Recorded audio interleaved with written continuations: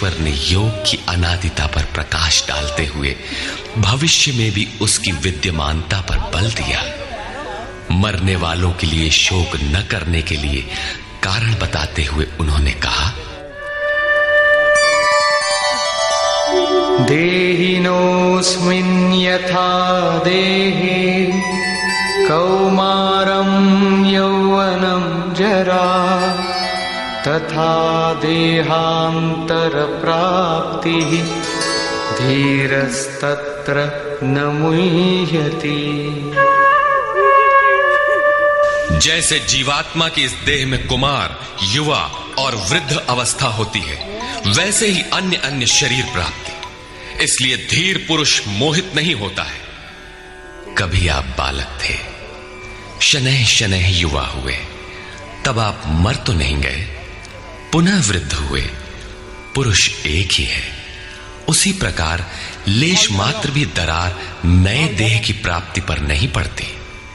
कलेवर का यह परिवर्तन तब तक चलेगा जब तक परिवर्तन से परे वस्तु नहीं मिल जाती।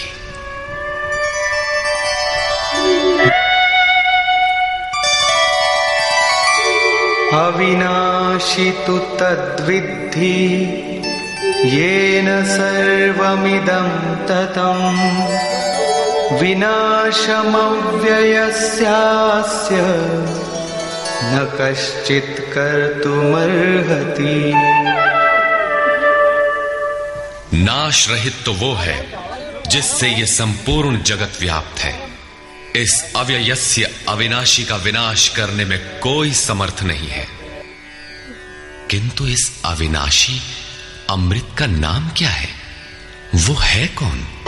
अंतवंत इमे देहा नित्यस्योक्ता शरीरिणः अनाशिनो प्रमेयस्य तस्माद्युध्यस्व भारत।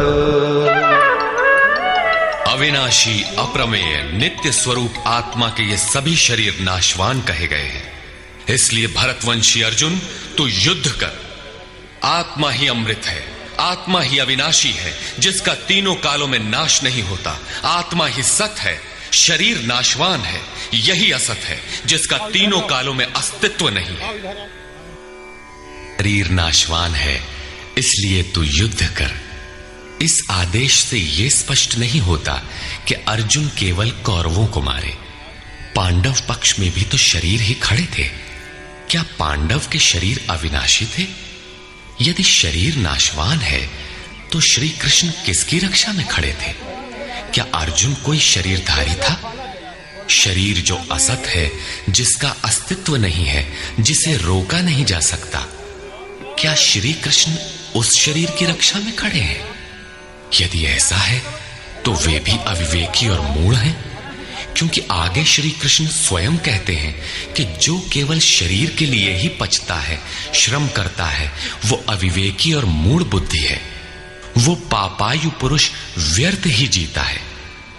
अंततः अर्जुन कौन था? वस्तुतः अनुराग ही अर्जुन है। अनुरागी के लिए इष्ट सदैव रथी बनकर साथ में रहते हैं, सखा की भांति उसका मार्गदर्शन करते हैं। आप शरीर नहीं है। शरीर तो आवरण है, रहने का मकान है।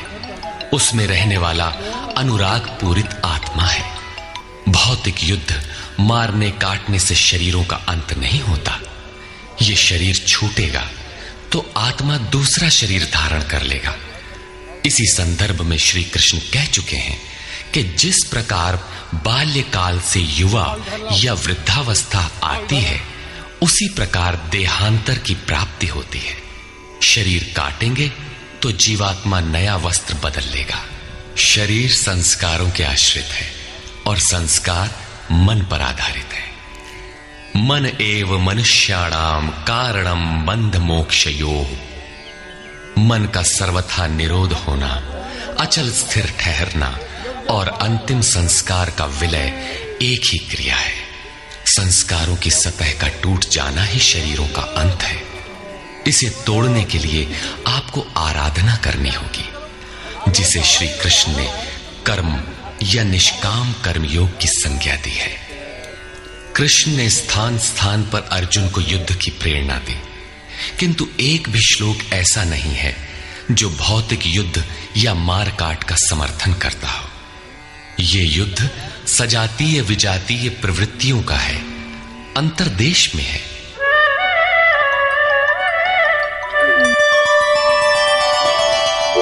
य एनं वेत्ति हन्तारम् यश्चैनं मन्यते हतम् उभौ तौ न विजानीतो नायं हन्ति न हन्यते।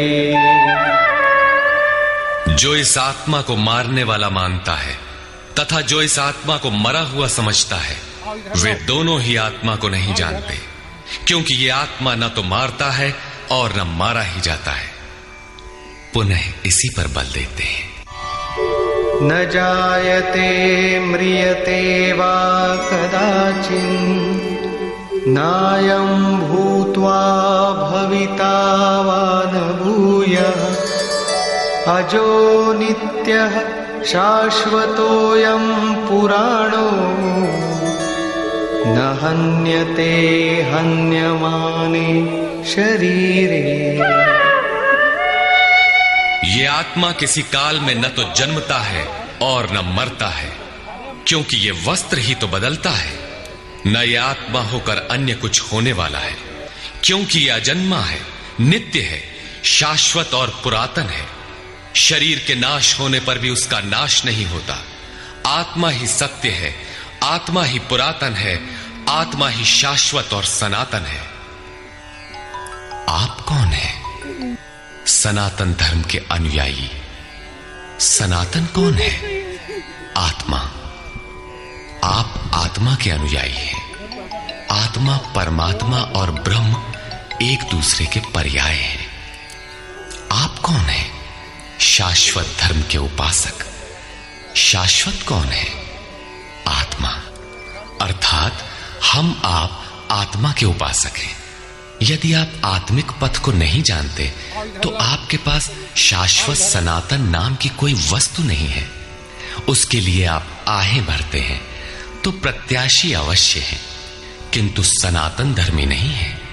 सनातन धर्म के नाम पर किसी कुरीति के शिकार हैं। देश विदेश में मानव मात्र में आत्मा एक ही जैसा है, इसलिए विश्व में कहीं भी कोई आत्मा की स्थिति दिलाने वाली क्रिया जानता है और उस पर चलने के लिए प्रयत्नशील है तो वो सनातन धर्मी है, चाहे वो अपने को ईसाई, मुसलमान, यहूदी या कुछ भी क्यों न कह ले। वेदा विनाशिनं नित्यं य एनमजमव्ययम् कथं स पुरुषः पार्थ कं घातयति हन्तिकम्। पार्थिव शरीर को रथ बनाकर ब्रह्म रूपी लक्ष्य पर अचूक निशाना लगाने वाला पृथा पुत्र अर्जुन, जो पुरुष इस आत्मा को नाश रहित, नित्य, अजन्मा और अव्यक्त जानता है, वो पुरुष कैसे किसी को मरवाता है और कैसे किसी को मारता है। अविनाशी का विनाश असंभव है। अजन्मा जन्म नहीं लेता, अतः शरीर के लिए शोक नहीं करना चाहिए। इसी को उदाहरण से स्पष्ट करते हैं।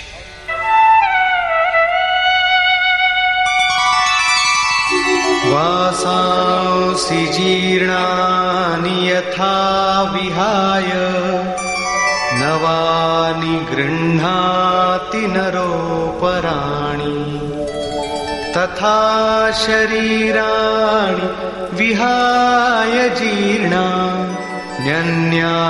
संयाति नवानि देहि। जैसे मनुष्य जीर्णानि वासांसि, जीर्ण शीर्ण पुराने वस्त्रों को त्याग कर नए वस्त्रों को ग्रहण करता है, ठीक वैसे ही ये जीवात्मा पुराने शरीरों को त्याग कर दूसरे नए शरीरों को धारण करता है। जीर्ण होने पर ही नया शरीर धारण करना है तो शिशु क्यों मर जाते हैं? ये वस्त्र तो और विकसित होना चाहिए। वस्तुतः यह शरीर संस्कारों पर आधारित है। जब संस्कार जीर्ण होते हैं तो शरीर छूट जाता है। यदि संस्कार 2 दिन का है तो दूसरे दिन ही शरीर जीर्ण हो गया। इसके बाद मनुष्य 1 श्वास भी अधिक नहीं जीता। संस्कार ही शरीर है। आत्मा संस्कारों के अनुसार नया शरीर धारण कर लेता है। अथ खलु ऋतुमयः पुरुषः यथा इहैव तथैव प्रेत्य भवति कृतं लोकम पुरुषोऽभिजायते। अर्थात ये पुरुष निश्चय ही संकल्पमय है। इस लोक में पुरुष जैसा निश्चय वाला होता है वैसा ही यहां से मरकर जाने पर होता है। अपने संकल्प से बनाए हुए शरीरों में पुरुष उत्पन्न होता है। इस प्रकार मृत्यु शरीर का परिवर्तन मात्र है।